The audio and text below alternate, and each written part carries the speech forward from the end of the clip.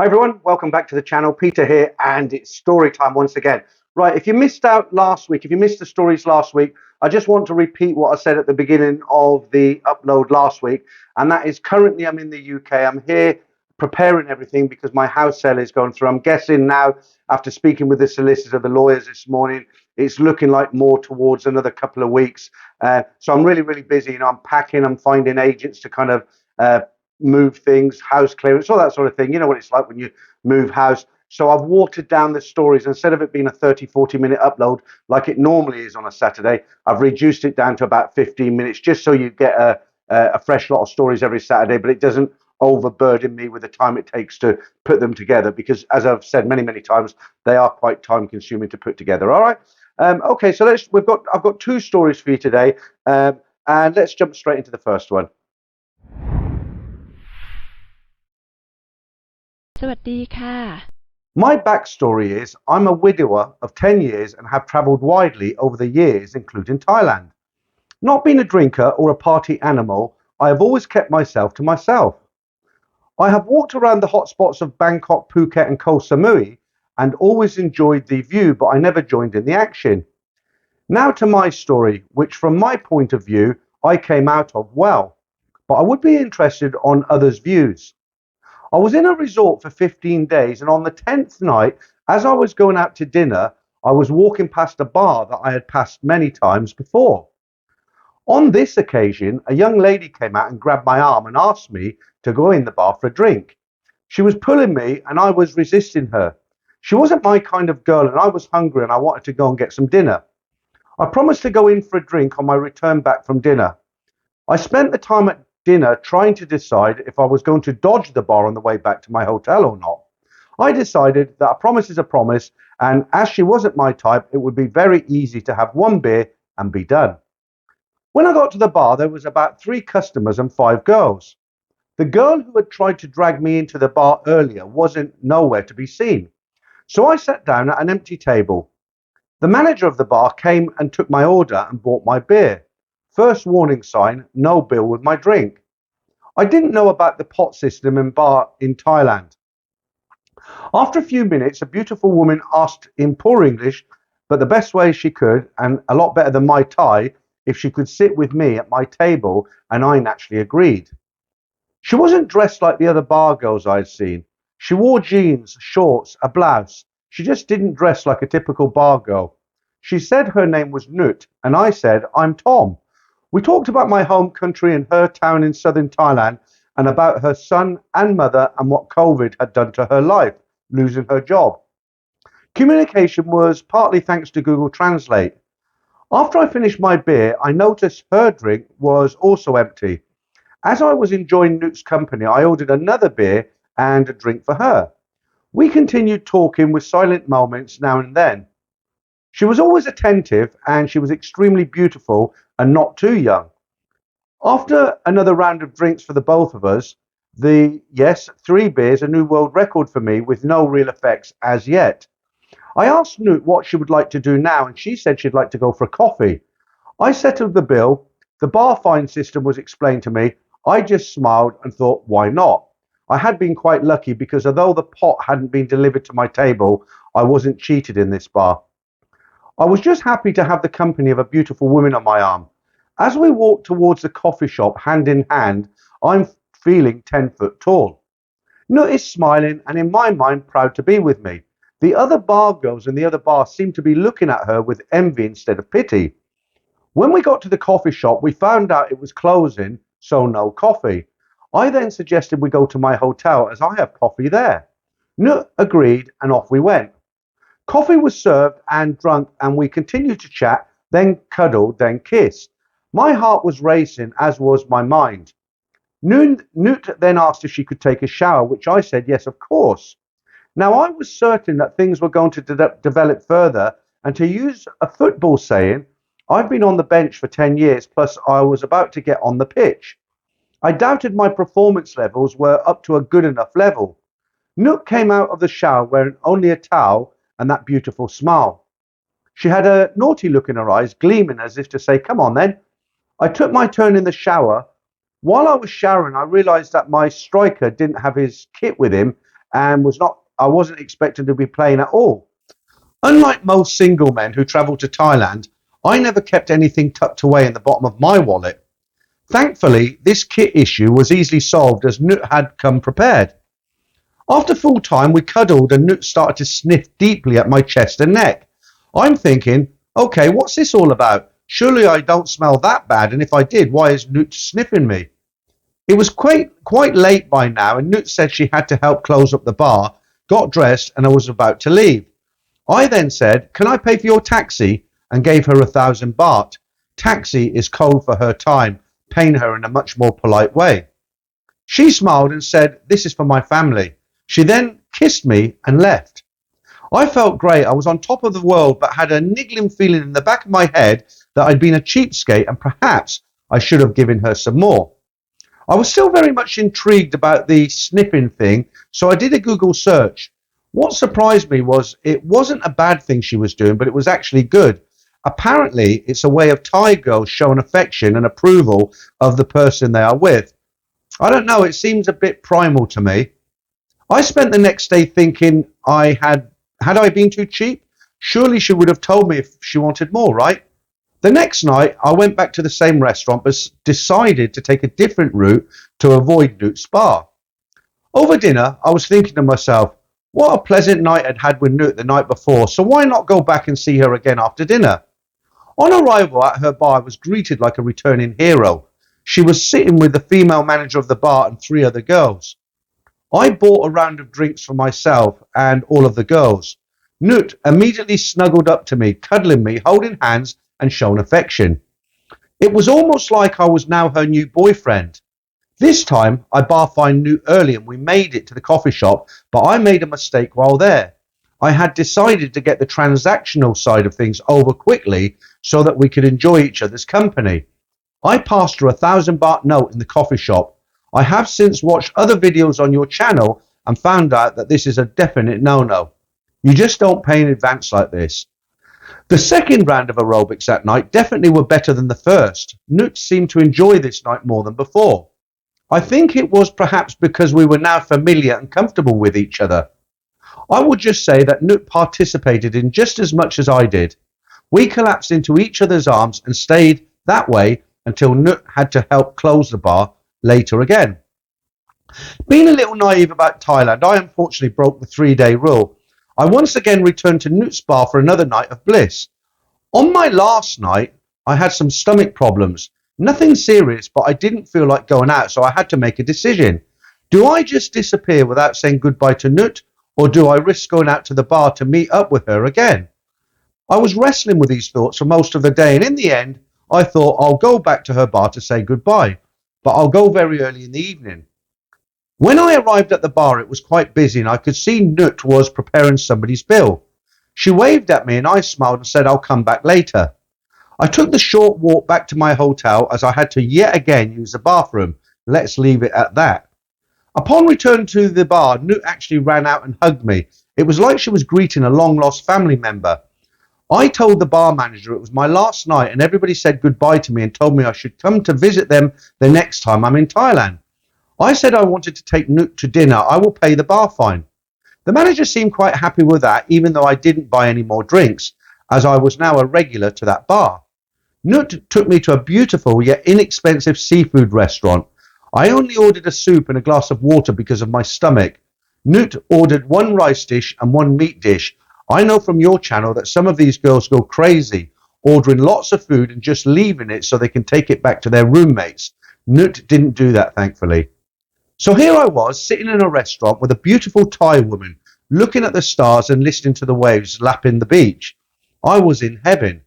Nut was super attentive during the meal and was concerned about my stomach. Whilst we were at the restaurant, I gave her the tip and said, we don't have to play football tonight. We left the restaurant and made our way back to my hotel. Along the way, Nut told me that she needs to go to her room to call her mother and her son because they don't know what she does to make money and they will be expecting a call from her. I said, yes, no problem, take your time. I thought to myself, well, that wasn't a bad 3 days. There was no drama. She didn't ask me for anything more and she was great company. There were no skills involved on my part from choosing the right girl. I just got extremely lucky and ended up with Nut, who was perfect for me at the time. About half an hour of me being alone in the room, there was a knock at the door, and yes, it was Nut. She was very apologetic, telling me that her mother wants to keep talking to her and her son misses her a lot. I said, no problem, come in. And although it wasn't planned, we did have one final game of soccer, which was fantastic. Afterwards, Nut had her head on my chest and told me my stomach was gurgling. She asked me if I needed any medicine.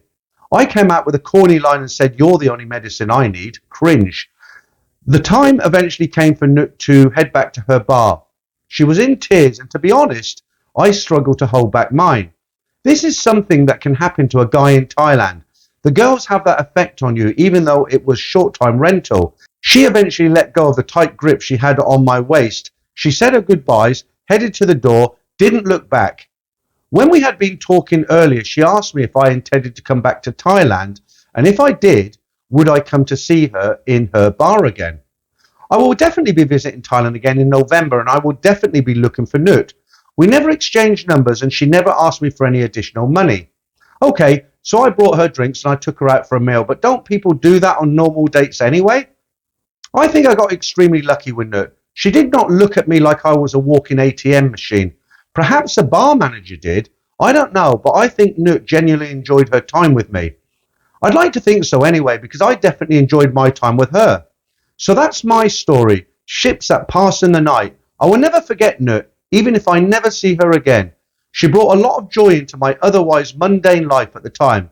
If I don't meet her again, I hope she meets the man of her dreams and has a wonderful life. So isn't that a nice story? It's one of those, a lot of people, when I tell these stories, sometimes the crash and burn stories where the guy gets totally infatuated and something happens to him. And people who have never been to Thailand, they write in and they say, oh, that guy was a real mug. He was really stupid. And, they don't understand that although these girls are working in these bars, they are very attentive, and it is very, very easy, apparently, to fall in love with them. And, when you read a story like this, you can see how a couple can come together. And, of course, if he'd been there for a month and he'd been doing this, it was 3 days. But if he did this for 2 weeks, he'd probably end up wanting to marry her. You never know, right? So, nice story, though. The guy goes away with good memories, and she was a nice girl. Right, let's go into our second story, quite short.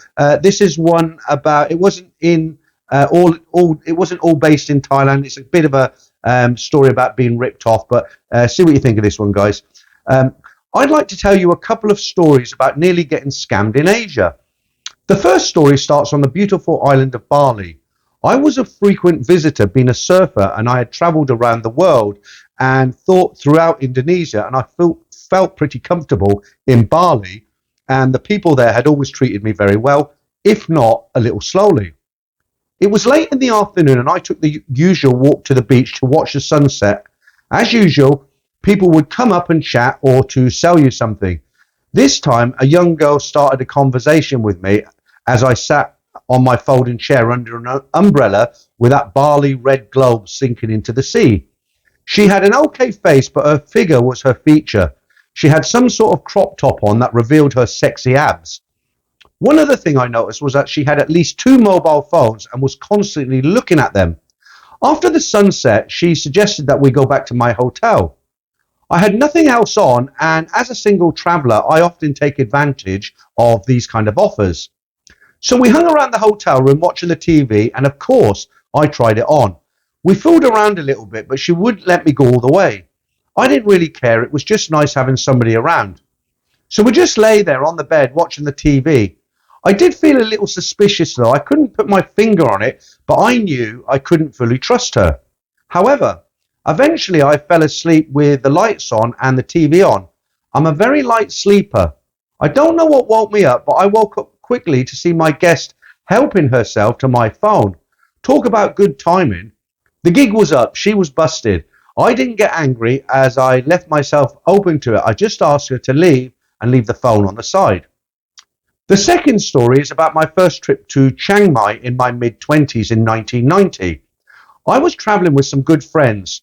For some reason, I was walking on my own in a Chiang Mai street when a man walked up to me, dressed well, who spoke in very good English. He asked me where I came from, and I told him New Zealand. He said, "Oh, that's amazing and so surprising, as my sister works in a hospital here as a nurse and her husband comes from New Zealand. Would you like to meet him?" I thought, why not? It'll be great to get the lowdown on Chiang Mai from a fellow countryman. So I followed this guy for 500 meters or so, and we came to a large self-standing house.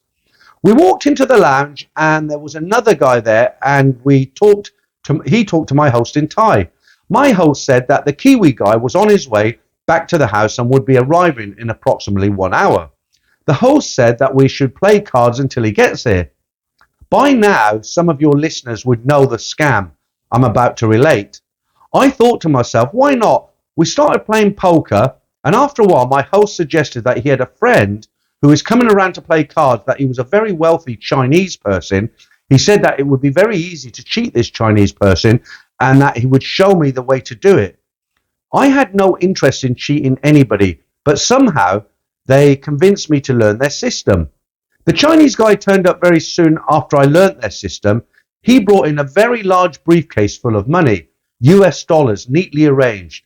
The briefcase was opened with a flourish clearly designed to attract my attention. With that event, I immediately knew that I was in a difficult situation. I realised that the plans that these gentlemen had for me would not work out well. I knew I had to get out of there.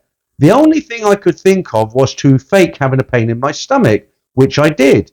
It was very weird and awkward, but there was no sense of a physical threat in the room. Thank God. I was able to get out of there in a way. The host came with me, and as we walked together up the road, he asked me why I didn't want to cheat the Chinese guy. I told him I try not to be dishonest, and I don't like people that are dishonest. He seemed very surprised at this. It made me wonder how many greedy, dishonest Westerners he had defrauded. Chiang Mai eventually became very well known to me. As said, this happened in 1990. I ended up marrying a beautiful traditional Chiang Mai girl and lived there 2014 to 2017.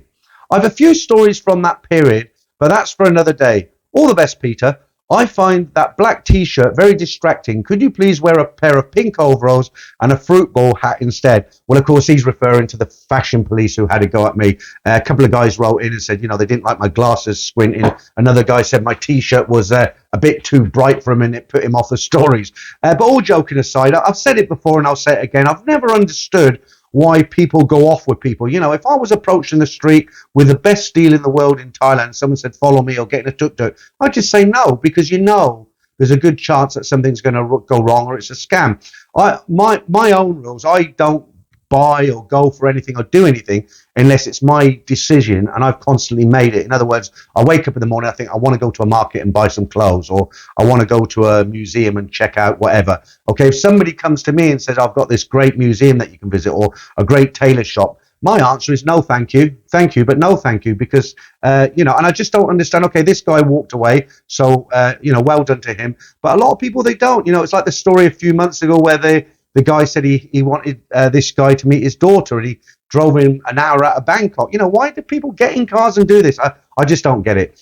Anyway, as said, a shortened down version. The good news is it's coming up for 20 minutes, so a little bit longer than I thought. I'm going to continue to do the live streams on a Friday and Saturday night here while I'm in the UK. They went down really well the last Friday and Saturday. We had a good amount of people in there. It was a lot of fun, some competitions and what have you. There won't be any other videos in the week, but there will be more stories next Saturday. Fingers and toes crossed on time that I get everything done around the house. Okay, so thanks for watching again, guys. Sorry to waffle so much, but that's just part of the video now. All right, until the next time, take care, and I'll catch you all soon.